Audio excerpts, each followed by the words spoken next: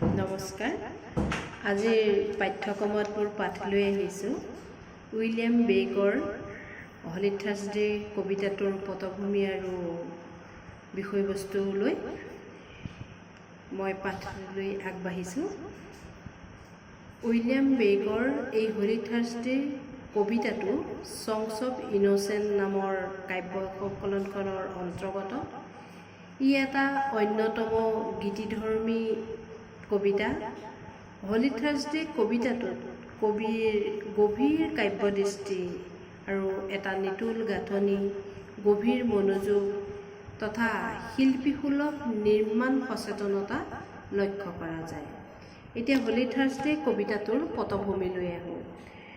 পটভূমি হৈছে লণ্ডনৰ ছেইণ্ট পলছ কেথিড্ৰেলৰ এটা ধৰ্মীয় অনুষ্ঠানত প্ৰতি বছৰে মহানগৰীত পালন কৰা ছেইণ্ট পল কেথিড্ৰেলৰ বাৰ্ষিক অনুষ্ঠানৰ গভীৰ আৱেগিক পৰিমণ্ডল। এই ধৰ্মীয় অনুষ্ঠানত প্ৰতি বছৰে মহানগৰীৰ বিভিন্ন দাতব্য বিদ্যালয়ৰ ৬,০০০ ল'ৰা ছোৱালীক একেলগে সমবেত কৰোৱা হৈছিল।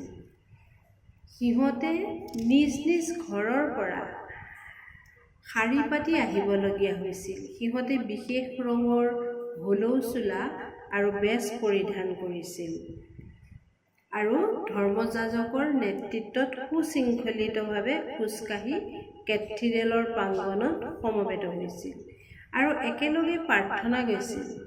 বিভিন্ন প্ৰত্যক্ষদৰ্শীয়ে লিখি থৈ যোৱা টোকাৰ পৰা আমি গম পাওঁ যে শতসহস্ৰ শিশুৰ সমবেত কণ্ঠৰ সামগ্ৰিক আবেদন টুলুঙা নাছিল।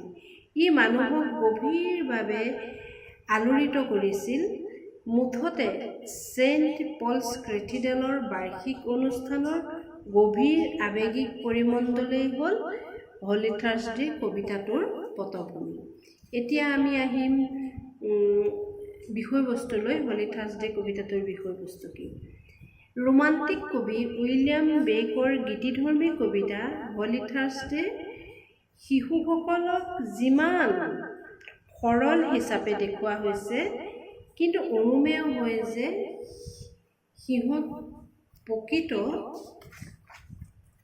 সিহঁতৰ প্ৰকৃত অৱস্থাটো ইমান সৰল অথবা সমস্যাবিহীন নহয়। বেকে শিশুৰ সমস্যাবহুল নিষ্পেষিত পৃথিৱীখন অংকন কৰিছে। কবিতাটো বিশ্লেষণ কৰিলে শিশুসকলক নিৰ্মল নিৰীহ অৱস্থাৰ আঁৰত অন্য এখন প্ৰকৃত ছবি অধিক স্পষ্ট ৰূপত দেখিবলৈ পোৱা যায়। শিশুসকল নিজৰ অজ্ঞাতেই অভিভাৱকৰ কঠোৰ অনুশাসন, নিয়ন্ত্ৰণ, আনকি অত্যাচাৰৰ বলি হ'বলগীয়া হয়। কিন্তু কবিৰ বাবে শিশু মানুহৰ সন্তান নহয়। লণ্ডন মহানগৰীত ফুলা ফুলৰ দৰে শিশুসকল অনিৰ্বচনীয় স্বৰ্গীয় আভাৰে আলোকিত, অৰ্থাৎ ফুলৰ দৰে নিষ্পাপ। ইয়াত শিশুৰ নিষ্পাপ অৱস্থাটোৰ স্বৰূপ উন্মোচন কৰা হৈছে। দ্বিতীয় স্তৱকত, এইখিনি আছিল প্ৰথম স্তৱকত। দ্বিতীয় স্তৱকত বিষয় অনুসৰি শিশুসকলক ভেড়া পোৱালিৰ লগত ৰিজোৱা হৈছে। এক প্ৰতীকধৰ্মী ৰূপ দেখা যায়, মানে কবিতাটোৰ প্ৰতীকধৰ্মী ৰূপ দেখা যায়, কিয়নো ভেড়া পোৱালি ভেড়াৰখীয়া ঈশ্বৰৰ প্ৰতীক। শিশুৰ সৰল নিষ্পেষিত অৱস্থাটো পৰিহাসপূৰ্ণ যে ইয়াত উল্লেখ কৰা হৈছে।